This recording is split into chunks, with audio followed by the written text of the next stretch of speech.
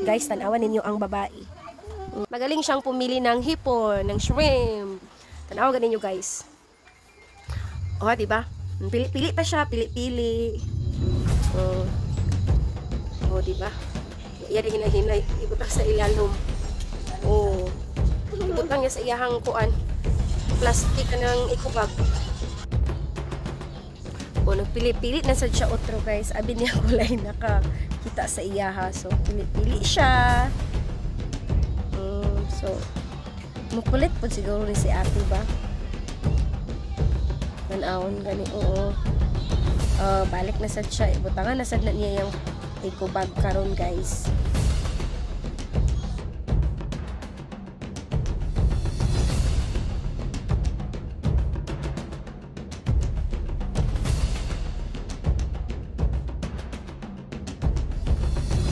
Nakuha na sa siya guys. Iyan na sang gibutang sa ikubag. O, diba?